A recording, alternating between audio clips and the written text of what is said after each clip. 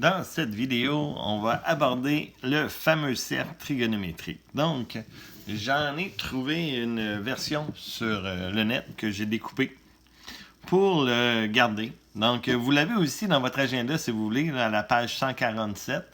Et je vous suggère vraiment de vous en trouver un, soit à la page 147 ou ailleurs, et de le découper et de le garder. Donc, ce cercle-là, il va falloir l'apprendre par cœur.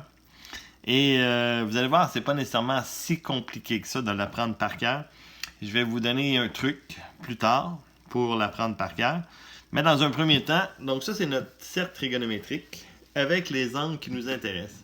Donc on voit ici, il y a les angles en degrés. Ça c'est moins important. Nous, on va surtout travailler avec les angles en radians, donc avec les pi sur 6, les pi sur 4, etc., etc.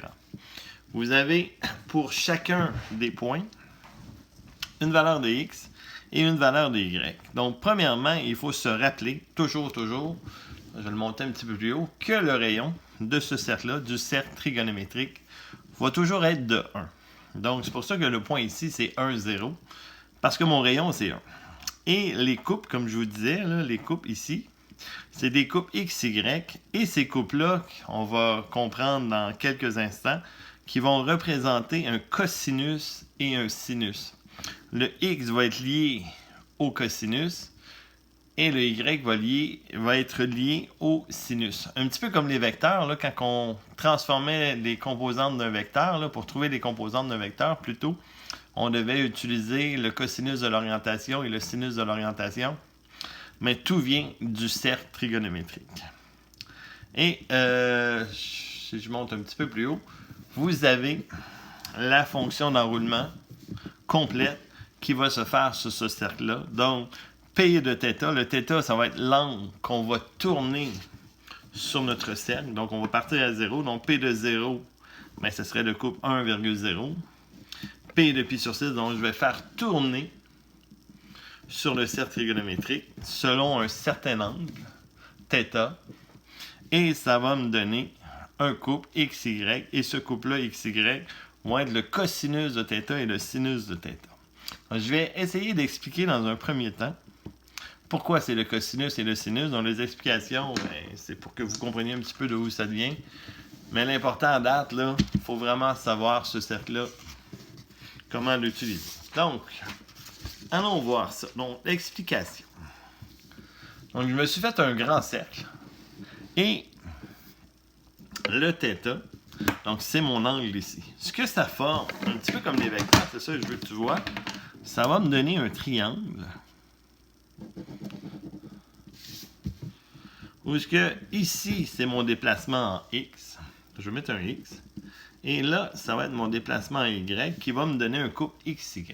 Comme c'est un triangle rectangle qu'on a formé, c'est ça qui est le fun. Donc, si je reproduis mon triangle rectangle,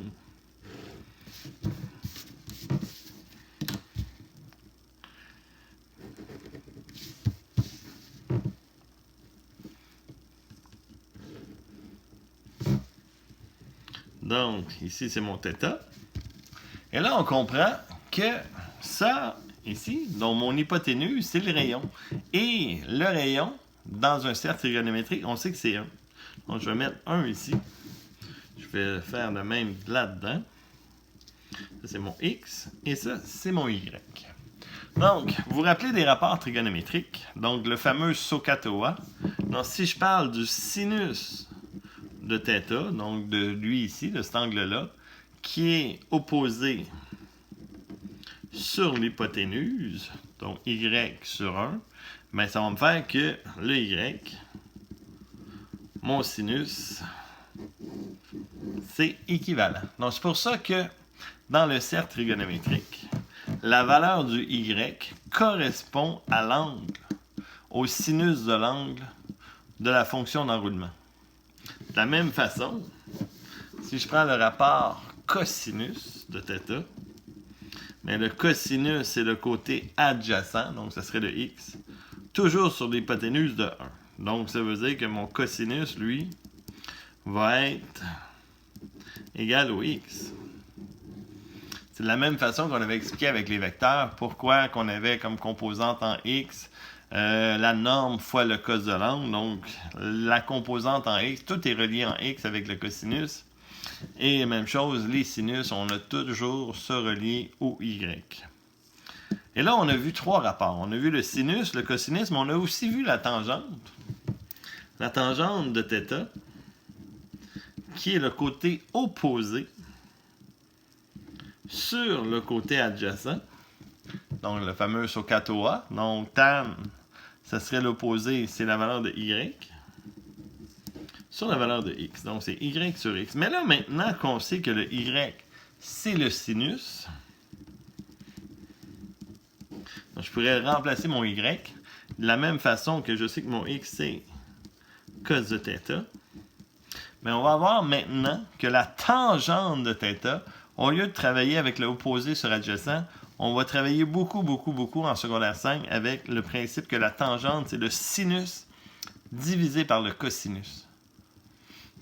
Et même là, si ça vous tente d'essayer sur votre calculatrice, là, je reviens avec mon cercle. Donc, mettons que tu prends ta calculatrice et que là, tu travailles en degrés. D'accord? Et que tu fais... Je vais trouver une feuille. Que je m'amuse à faire sinus de 30 degrés. Donc, si tu utilises ta calculatrice, sinus de 30 degrés, elle devrait te donner 0,5. Et on comprend que 0,5, c'est le 1,5. Puis là, regardez, donc, c'est 1,5 ici. Donc, c'est vraiment la bonne chose. Et si je fais cosinus de 30 degrés, en décimale, je ne m'en rappelle plus. Je vais le faire pour le fun. Cosinus de 30 degrés. Ça donne 0,866. 866. Et si tu calcules racine de 3 sur 2, ben c'est exactement la même chose. Donc le cosinus, c'est ça. Et tu peux même utiliser la tangente de 30 degrés sur ta calculatrice. Tangente de 30 degrés. Elle va t'écrire 0,577. Et tu pourrais l'essayer pour le fun de faire 0,5 divisé par 0,866 et ça devrait donner vraiment très proche du 0,577.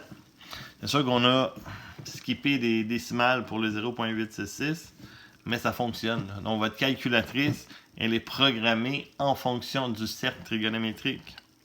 Et c'est pour ça que quand je m'amusais avec les composantes, que j'avais une orientation de 150 degrés, ben, ça donnait un cosinus négatif parce que ma composante dans mon cercle trigonométrique, elle est négative. Donc, toutes les histoires de signes, pourquoi ça fonctionnait bien, mais c'est tout fait par rapport au cercle trigonométrique.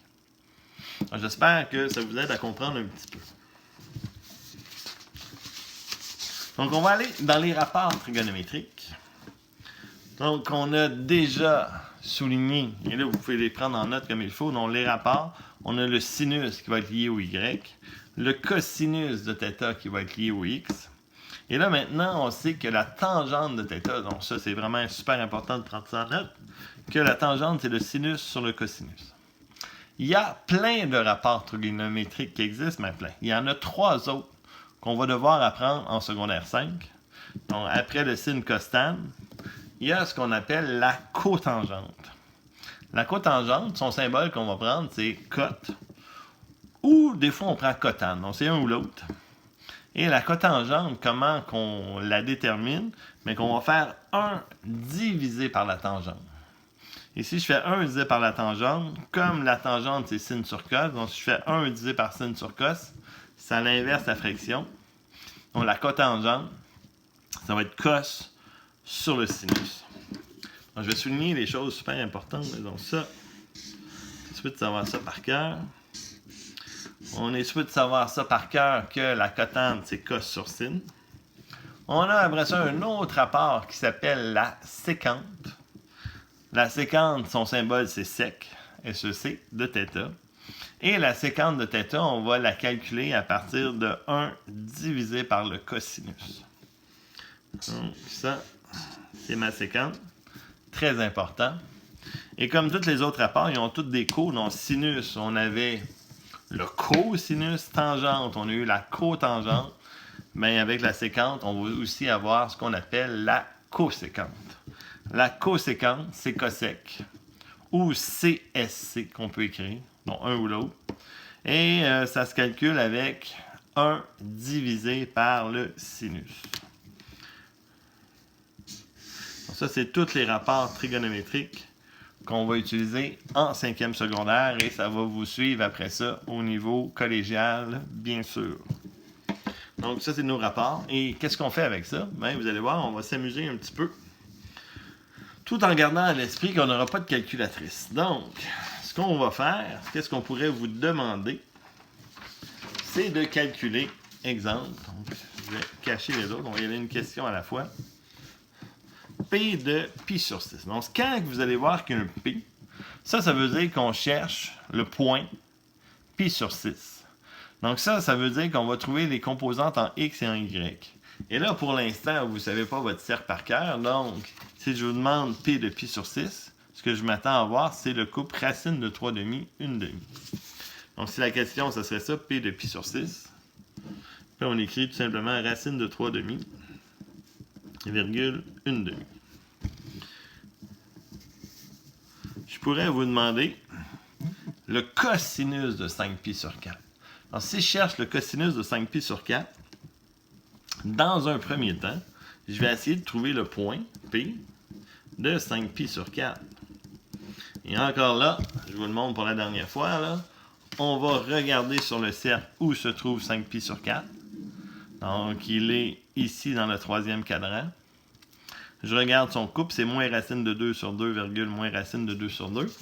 Donc, je vais l'écrire ici. Donc, P de 5pi sur 4, ça serait moins racine de 2 sur 2, moins racine de 2 sur 2. Ça, c'est mon P. Nous, on veut avoir le cosinus. Et là, on se rappelle, on vient de dire que le cosinus, c'est la valeur du X. Donc, c'est un couple XY. Donc, ça, c'est pas le X, je vais écrire cos. Donc, je vais passer par-dessus. Donc, ça, c'est le cos. Et ça, c'est le sinus. Donc, le cosinus de 5pi sur 4, sa valeur exacte, sans calculatrice, va être de moins racine de 2 sur 2. C'est pour ça qu'on va être capable de faire des rapports trigonométriques sans la calculatrice, parce qu'on va savoir les points. Puis avec ces points-là, on va pouvoir calculer nos valeurs de sinus, de cosinus et des autres rapports. Je ne pourrais pas vous demander genre un sinus de pi sur 5, parce que le pi sur 5 n'est pas inscrit sur votre cercle, donc on n'a pas à l'apprendre par cœur. Donc on apprend seulement ceux-là.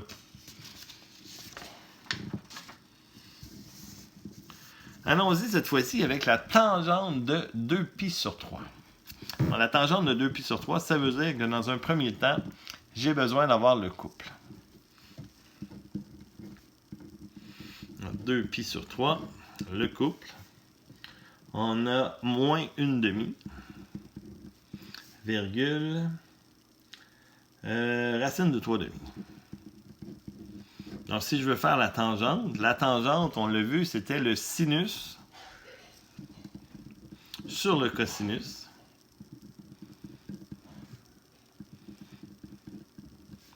Donc, le sinus, c'est le Y. Ça va me faire racine de 3 demi divisé par le cosinus qui est moins 1 demi. Et là, bien sûr, on va faire ça sans calculatrice. Donc, quand on divise une fraction par une fraction, on a déjà fait ça. On va multiplier par la fraction contraire. Je vais tout simplement mettre le moins en haut. Et là, quand je vais faire mon produit de ça, je comprends que les deux s'annulent et ça va me donner moins racine de 3. Donc, la tangente de 2pi sur 3, on va savoir par cœur, ben pas par cœur, on va être capable de le calculer, que ça va donner moins racine de 3.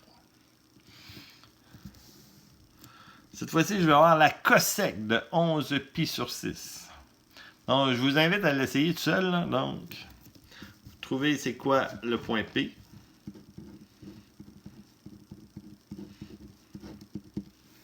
Donc, 11pi sur 6. Vous avez trouvé que c'est racine de 3 demi moins 1 demi. Et la cosec, c'est 1 sur sin.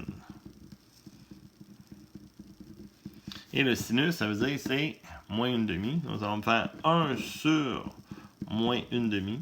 Donc, si je l'inverse, ça va me donner moins 2. Est-ce que j'en ai mis d'autres? Je crois que non. Donc, ça va compléter cette vidéo sur le principe du cercle trigonométrique. Donc, les vidéos suivantes, vous allez voir, on va en faire beaucoup de ces calculs-là dans les prochaines vidéos. Donc, faites du bon travail!